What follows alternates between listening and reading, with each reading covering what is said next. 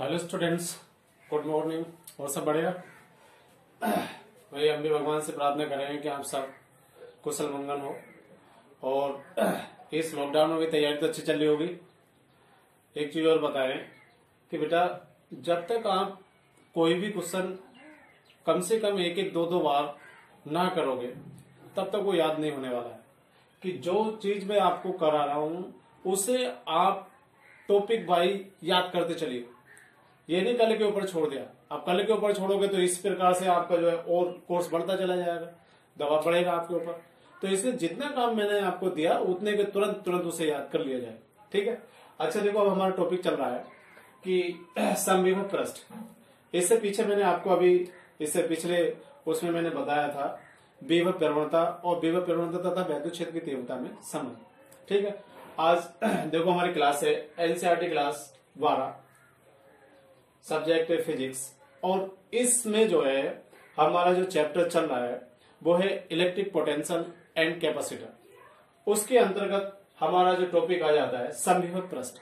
अब समविभव पृष्ठ क्या होता है कि समविभव पृष्ठ होता है कि कह सकते हैं अभी किसी भी वैद्युत क्षेत्र के भीतर, लो यहां पे लिख लिया जाए, किसी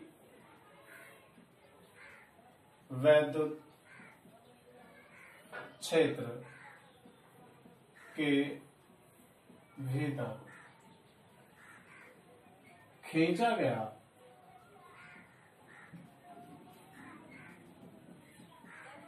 वह पृष्ठ, खींचा गया वह पृष्ठ जिस पर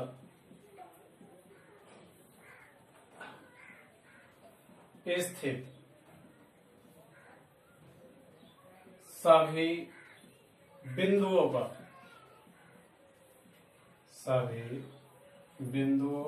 पर विभव समान हो। समविभव पृष्ठ कहलाता है। ठीक है। देखो, कहने का मतलब हमारा यह कि मान लिया जाए यहाँ पे कोई ये वैद्युत क्षेत्र है, उस वैद्युत क्षेत्र में हमने कोई ये काल्पनिक पृष्ठ खींच लिया। ठीक है। अब इस काल्पनिक पृष्ठ के मान लिया जाए यहाँ पर किसी भी बिंदु पर अगर देखा जाए तो वहां सभी जगह जो विभव होगा कैसा होगा, समान होगा। अब एक चीज यहां से हम इस प्रकार भी ले सकते हैं। देखो,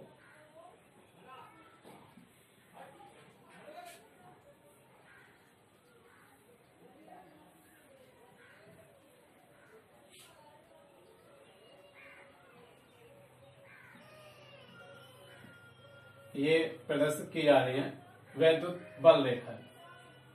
ठीक है। अब वैद्युत बल रेखा है, यहाँ पे हमने मान लिया जाए केंद्र हमारे क्या हो गया, वो हो गया। एक परिभाषा यहां से बन जाती है कि समविभव पृष्ठ के प्रत्येक बिंदु से खींची गई जो बल रेखाएं हैं वो पृष्ठ के क्या होती हैं, लंबवत होती है। समविभव पृष्ठ के प्रत्येक बिंदु से खींची गई बल रेखाएं पृष्ठ के लंबवत होती हैं। उसे भी हम क्या कह देते हैं, समविभव पृष्ठ कहेंगे।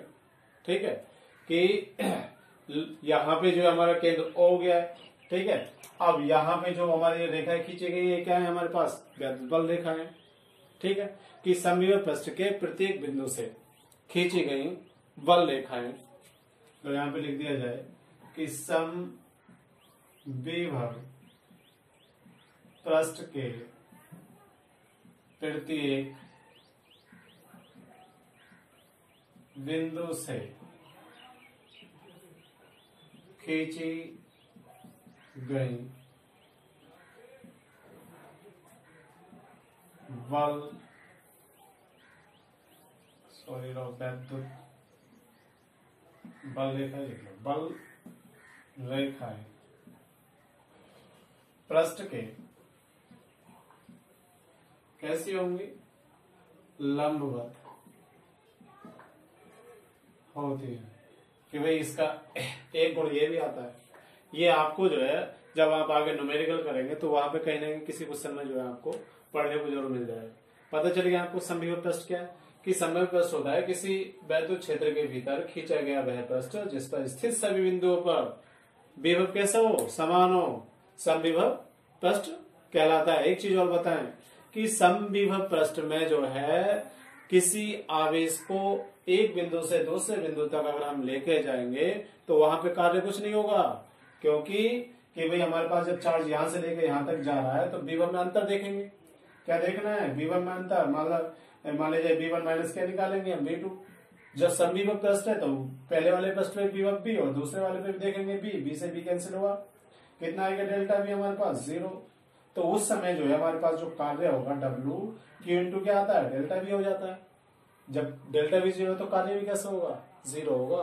कि समविभव पृष्ठ में भी एक बिंदु से दूसरे बिंदु पर कोई चार्ज जब जाएगा तो उस चार्ज को ले जाने में जो किया गया कार्य होगा वो भी कैसा आएगा, शून्य के बराबर होगा। ठीक है, ये चीज समझ में आ गई होगी। उतार लीजिए भाई।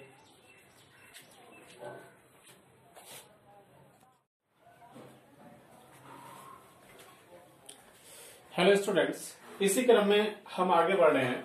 अब हमारा अगला टॉपिक है वैद्युत धारिता, इलेक्ट्रिकल कैपेसिटेंस। कि भाई इलेक्ट्रिकल कैपेसिटेंस क्या है, कि कैपेसिटेंस से मतलब हो गया एक तरह से कैपेसिटी, कि किसी भी कार्य करने की जो क्षमता है। कि कह सकते हैं कि भाई धारिता को आपने इससे पीछे जो छोटी छोटी क्लासें थी वहां पे पढ़ा था, और उन क्लासों में क्या था आपने देखा कि भाई एक गिलास लिया, एक गिलास में हमने पानी भरा और पानी भर में आपने जो है देखा कि हाँ भाई इसकी धारिता हो गई है, या कोई प्याला हो गया।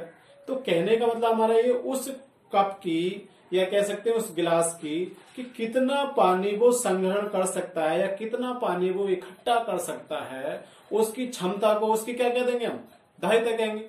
इसी प्रकार से अब यहाँ पे देखो करंट में हमारे पास क्या आ जाता है, करंट में आ जाता है मतलब किसी चालक की, देखो किसी चालक की वैद्युत धारिता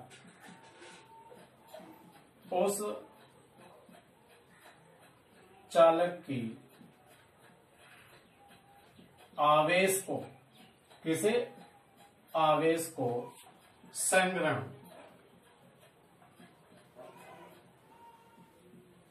करने की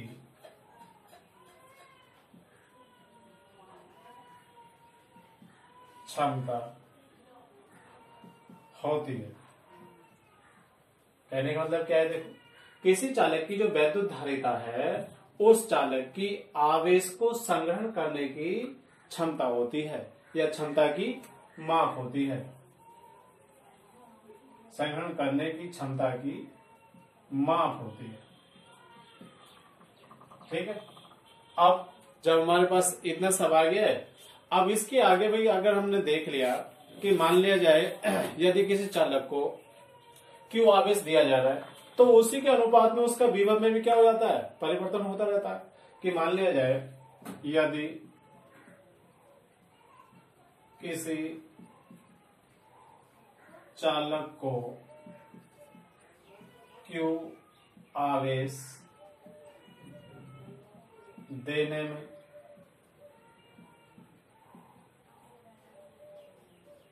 विभव में परिवर्तन V हो, तब कि भाई विभव में परिवर्तन जो हो रहा है हमारे पास कितना हो रहा है, V हो रहा है, तो हम लिख सकते हैं कि हमारे पास जो Q अनुपाती होगा V के, कि जैसे जैसे आवेश बढ़ता जा रहा है वैसे वैसे क्या होगा, उसके विभव में परिवर्तन होता जा रहा है, मतलब विभव भी बढ़ता जा रहा है। अगर यहां से भी अनुक्रमानुपाती का चिन्ह हटाएं तो कांस्टेंट आ जाता है हमारे पास C, और इंटू क्या हो गया, V हो गया। ठीक है, अब यहां जो C है कि यहां C एक नियतांक है जिसे चालक की धारिता कहते हैं।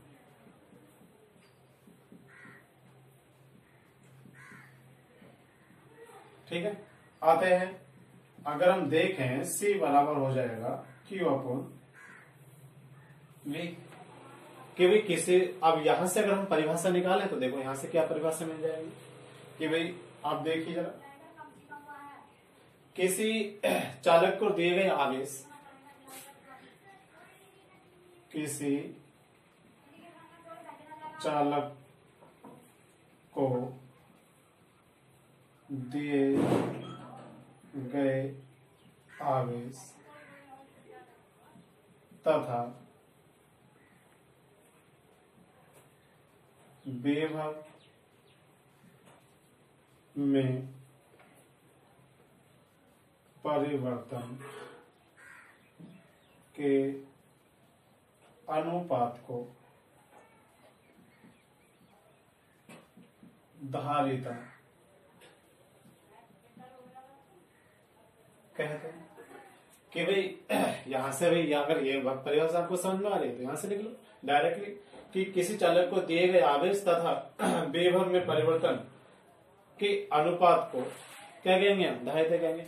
अब यहाँ पे देखो इसका धारिता का मात्रक क्या रहता है कि वैद्युत धारिता का मात्रक देख लो कि वैद्युत धारिता का मात्रक, अगर हम मात्रक निकालें तो Q अपन V, लो इस प्रकार लिख लो Q अपन V का मात्रक, ठीक है। Q से क्या हो गया, कूलाम, ठीक है, और V से क्या हो गया भाई, वोल्ट, कूलाम प्रति वोल्ट, अथवा फेरेड लो होता है, ठीक है। कि जो वैज्ञानिक हुए हैं फेरेड, उन्होंने इस धारिता की जो है खोज करी थी, इसलिए उनके नाम पे जो है ये मात्रक आ गया इसका फेरेड। अब इसी में जो है अगर देख लिया जाए भाई इस धारिता की बीमा कितनी आएगी, देखो धारिता C की बीमा, जब बीमा निकालेंगे तो डायरेक्ट लिखो Q अपन V की बीमा। अब C की बीमा अगर हम देखें तो देखियो जरा भाई Q बटे V क्या होता है, W अपन Q, तो W बटे Q, ठीक है। अभी आपने देखा था कि भाई आपके पास कि VA minus BB equal to आपने रखा था W अपन Q, होता है नहीं होता है W अपन Q। अब जब W अपन Q होता है तो Q कहां पहुंचा, ऊपर की बीमा, और जब इतने सब की बीमा हम निकालेंगे तो देखो Q इक्वल टू हो जाता है IT, तो ये हो गया A स्क्वायर है तो स्क्वायर T, तो T का स्क्वायर लो, डायरेक्ट लिख लेते हैं भाई। कार्य M L स्क्वायर T की पावर माइनस के 2 आती है बीमा, सबको ऊपर ले जाओ तो M की पावर माइनस के 1, L की पावर माइनस के 2 और T की पावर 4 और A की पावर कितनी आ जाएगी 2, ये निकल के आ जाती है आपकी वैद्युत धारिता की बीमा, ठीक है। आपको बात समझ में आ गई होगी कि क्वेश्चन था आपका कि वैद्युत धारिता किसे कहते हैं, कि वैद्युत धारिता क्या होगी, किसी चालक की वैद्युत धारिता उस चालक की आवेश को संग्रहण करने की क्षमता की माप होती है। यदि मान लीजिए चालक को Q आवेश देने में विभव में परिवर्तन B हो तो Q अनुक्रमानुपाती किसके हो गया, B के हो गया, या लिख सकते हैं Q इक्वल टू CV। अगर यहाँ पे हम देखें कि यहाँ C एक नियतांक है जिसे चालक की वैद्युत धारिता कहते हैं, आधा C बराबर किसके आ गया, Q अपन V के हो गया। यहाँ से दूसरी परिभाषा में निकाल ले, वहां पे इसका जो क्या हो गया अभी मात्रक भी आ गया, मात्रक क्या हो गया, कूलाम प्रति वोल्ट, अथवा क्या आता है फेरेड। वैद्युत धारिता का दूसरा जो मात्रक होता है तो क्या होता है फेरेड। ज्यादातर आपको जो है जब आप न्यूमेरिकल करेंगे तो आपको ये मात्रक फेरेड ही दिखाई देगा ज्यादातर क्वेश्चन में। उसके बाद में इस धारिता की हमने क्या निकाल दी भाई, बीमा निकाल दी। क्लियर, सही बात समझ में आ गई होगी, ठीक है।